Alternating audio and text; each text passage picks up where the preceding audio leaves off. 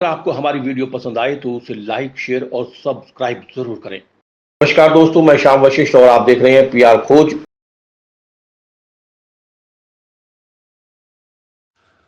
कांग्रेस पिता पुत्र की पार्टी बनकर रह गई। कांग्रेस पार्टी में बहुत सारे नेताओं में आपसी तालमेल नहीं। हरियाणा विधानसभा डिप्टी स्पीकर रणबीर गंगवा ने सोनीपत में की प्रेस कॉन्फ्रेंस। हरियाणा विधानसभा के डिप्टी स्पीकर रणबीर गंगवा वीरवार को सोनीपत पहुंचे। इस दौरान उन्होंने प्रेस कॉन्फ्रेंस कर कांग्रेस को जमकर निशाने पर लेते हुए कहा कि कांग्रेस देश में 100 का आंकड़ा भी पार नहीं कर पाई और हरियाणा में कांग्रेस का अस्तित्व अब धीरे धीरे समाप्त हो रहा है। पिता पुत्र की पार्टी बनकर रह गई है कांग्रेस पार्टी। उन्होंने कहा कि अब हालात ऐसे बन रहे हैं कि जो कांग्रेस के वरिष्ठ नेता पार्टी छोड़कर जा रहे हैं। उन्होंने कहा कि कांग्रेस पार्टी में बहुत सारे नेताओं में आपसी तालमेल नहीं है और कई गुट बने हुए हैं जो खुद ही पार्टी को तोड़ने में जुटे हुए हैं।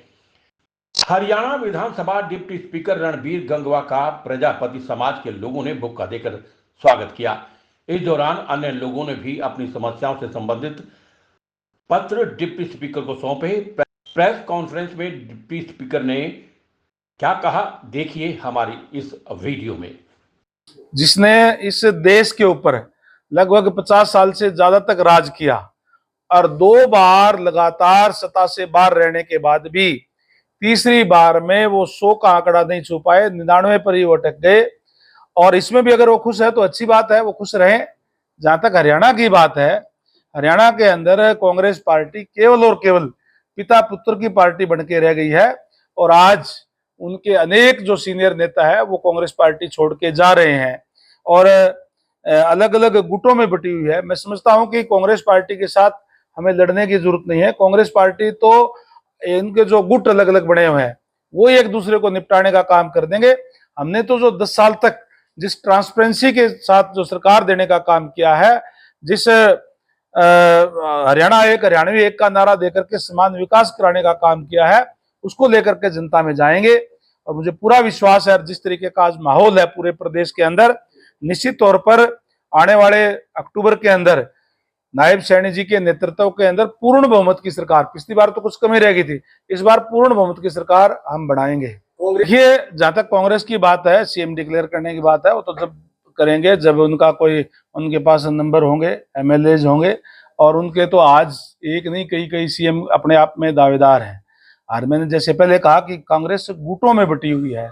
इस चुनाव के अंदर भी अगर लोकसभा की भी अगर हम बात करें, जो 5 सीटों की आप कह रहे हैं, तो जिस तरीके से उन्होंने एक भ्रमजाल फैलाने का काम किया, राहुल गांधी जी ने जो संविधान की पत्रिका हाथ में लेकर के और उन्होंने कहा कि भारतीय जनता पार्टी को 400 सीट किस लिए चाहिए, सरकार तो 272 में बनती है, ये 400 सीट लेकर के संविधान को बदलने का काम करेंगे। इस तरीके का संविधान की पत्रिका हाथ में लेकर के उन्होंने प्रचार प्रसार करने का काम किया। कहीं न कहीं वो लोगों को में जो है वो डेंट डालने का काम किया। उन लोगों ने इस टाइप की बात की जिन्होंने अपने समय के अंदर संविधान की धज्जियां उड़ाने का काम किया। याद है लोगों को कांग्रेस का राज जो 1975 के अंदर था, किस तरीके से देश के अंदर इमरजेंसी लगा करके और जो जुल्म और जातियां करने का काम किया। शायद अंग्रेजों के समय में भी उन्होंने भी इतने जुल्म और जातियां नहीं की थी। अब हमारा जो कार्यकर्ता है वो गांव के अंदर भी, शहर के अंदर भी, वार्ड स्तर तक जाकर के उनकी पोल खोलने का काम कर रहा है। लोगों को अब समझ में आ गई है और निश्चित तौर पर आने वाले समय के अंदर पूर्ण बहुमत की सरकार हम बनाएंगे।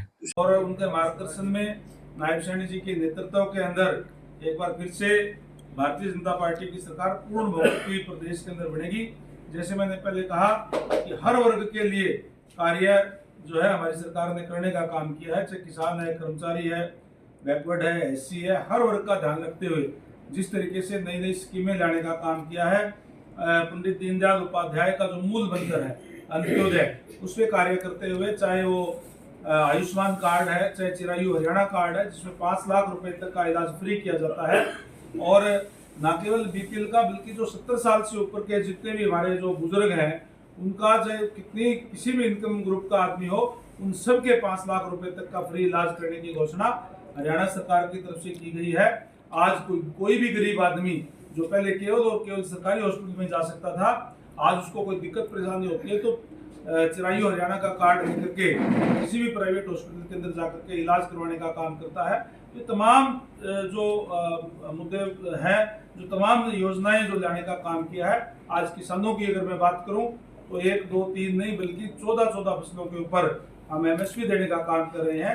जिन फसलों को सरकार खरीदती नहीं है उस पर भावांतर भरपाई दे करके किसानों की भरपाई करने का काम हमारी सरकार जो है वो कर रही है। ऐसा हरियाणा पूरे देश के अंदर हरियाणा पहला राज्य है जिसके अंदर 14 फसलों के ऊपर MSP दी जा रही है। तो दुष्यंत जी के पास कोई MLA है और उनके 10 MLA थे, क्या 10 MLA उनके पास है क्या आज? और ना ही कांग्रेस पार्टी के एक नेतृत्व के अंदर वो इकट्ठे हैं। कांग्रेस पार्टी पिछली बार उनके पास पूरे नंबर थे। जो कांग्रेस पार्टी अपना राज्यसभा का चुनाव ही उसमें ना करवा पाई, पूरे 30 वोट ही नहीं दिलवा पाई, तो वो सरकार बनाने की बात करते हैं। सर दुष्यंत देखिए, जब उनके पास